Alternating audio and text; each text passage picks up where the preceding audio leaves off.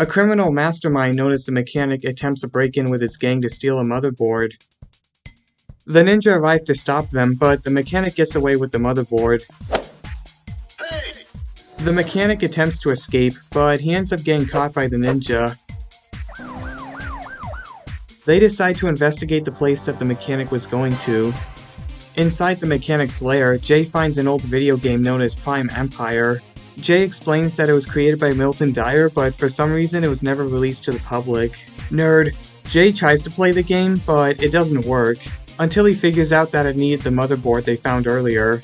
Meanwhile, the other ninja discover that the Mechanic has been working for someone known as Unagami. They regroup with Jay, only to find out that he's missing. They discover that Jay is missing because he went inside the video game. The ninja head over to Dyer Island to learn more about Prime Empire. They end up meeting Milton Dyer's assistant, Bob the Intern. Bob the Intern tells them that Milton Dyer has been missing for 30 years, and he was very angry that the company he was working for forced him to shut down Prime Empire. Since Prime Empire has returned, the ninja come to the conclusion that Milton Dyer is Unagami.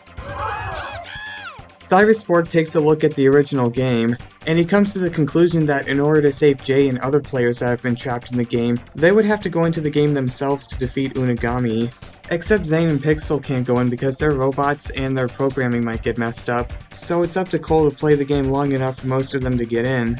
Meanwhile, the Mechanic is locked up in Cryptarium Prison, but Unagami finds a way to free him, and he gathers some friends to go after the ninja.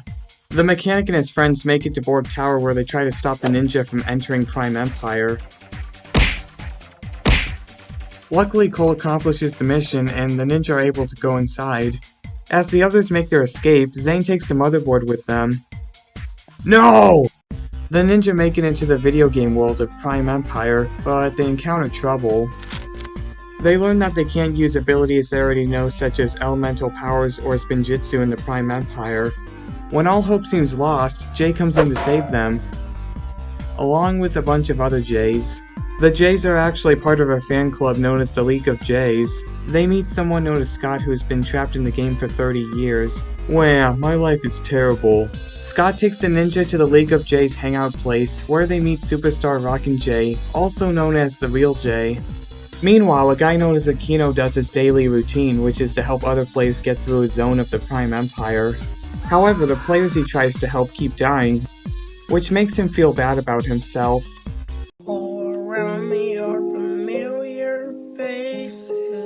Aquino is very sad that he can't do his job. He's willing to give up, but he meets the ninja and they cheer him up by saying they need his help. Yeah, okay, I feel a lot better. As Aquino helps the ninja, they encounter a rat man and he tells them about a shortcut they can use to get to their destination faster. Yeah, that sounds like a good idea.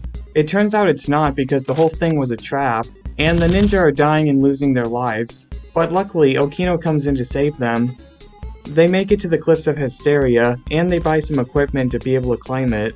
They successfully make it to the top of the cliffs, and they were able to capture a Red Visor. They interrogate the Red Visor, and he tells them that Unagami plans to build a portal to the real world out of the energy cubes that come from dead players.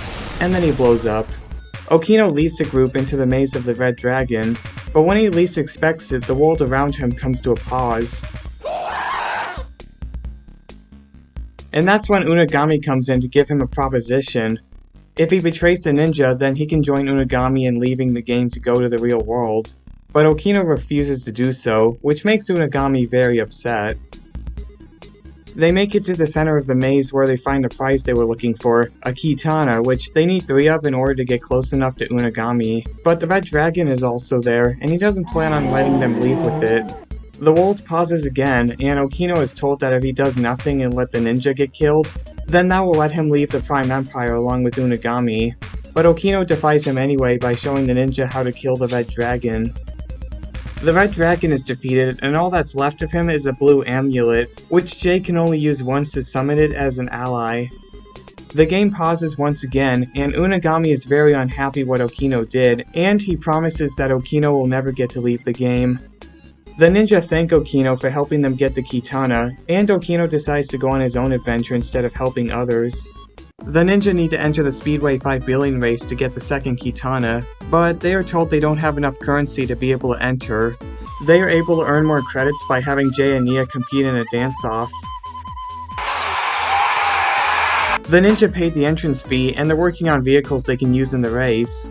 Lloyd decides to check out the Speedway 5 Billion race to learn more about it. And he ends up discovering Racer 7, someone who is part of the game only for her existence to always lose in every race. Lloyd tells her that she's part of the game and she's meant to always lose, but he also convinces her that it doesn't have to be like that and she should help him and his team win the Speedway 5 Billion, but she's not interested. She ends up changing her mind and decides to help them. Unfortunately, they are also discovered by the Red Visors. Scott comes in to sacrifice himself so the others could escape. They make it into the race, but sadly, Kai and Cole do not survive. Racer 7 is able to win the race for the team. They have successfully won the second Kitana, but they're also kind of sad because of what happened to Kai and Cole. The ninja make it to the place where they need to get the last Kitana, and in order to get it, Lloyd needs to fight an opponent. The opponent turns out to be a version of Harumi, which makes Lloyd a little emotional. Hi. Lloyd ends up getting killed. Jay and Nia receive the third and final Kitana, but they aren't happy because they lost another friend. And now it's just up to the two of them to defeat Unagami.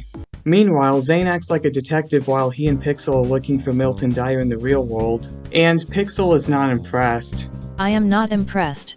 Hello there. Zane gets kidnapped by the mechanic, which leaves Pixel no other choice than to act like a detective as well. So uncivilized. Pixel successfully finds Milton Dyer, which it turns out that he is not Unagami, but Unagami is the game. He explains that the game was never finished, and there was an incident where a test subject known as Scott got trapped in the game, and it scared the company he was working for, forcing him to shut it down. After many minutes of hearing his backstory, Pixel tries to explain to him that Unagami has feelings and he might be very upset that he was left behind. Machines don't have feelings. Meanwhile, Zane has been taken to the mechanic's new hiding place. The mechanic also has Wu as a hostage, and he plans to hurt him unless Zane gives him the motherboard. The mechanic has the motherboard, but he also wants to use Zane. He uses the motherboard and Zane in order to charge the portal in Ninjago for Unagami to get through. Jay and Nia are able to put the Kitanas where they belong. Putting out the firewall, that's the only thing standing between them and getting to Unagami. However, a tragedy happens where Nia dies. Now that all his friends are gone, Jay has no choice but to take on Unagami alone. Jay encounters Unagami, and he finds out that Unagami and Milton Dyer are not the same person. Unagami explains that he plans to meet Milton Dyer in Ninjago because he's upset that he was abandoned, and he uses the dead players to make a portal. Jay tries to stop Unagami, but he fails. Unagami turns into a dragon and gets away. Luckily, Jay is able to summon his own dragon by using the amulet he got earlier. Jay makes it back to Ninjago. Zane is also free. Jay tells the group that Unagami is looking for Milton Dyer, and the best way to stop his anger is if Milton Dyer can talk to Unagami about what happened. Jay is able to lure Unagami on top of a building. This is where Milton Dyer comes in to explain that he shut down Unagami, but he had no idea that he had feelings. He is very sorry and he wants to fix his mistake. This makes Unagami feel a lot better. Unagami has brought back everyone that died, including the other ninja.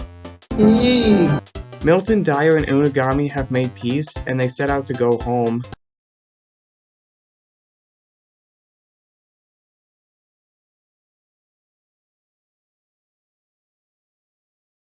Speaking of loose ends, I didn't get caught, so I'll see you guys in the next season. Ha ha ha ha!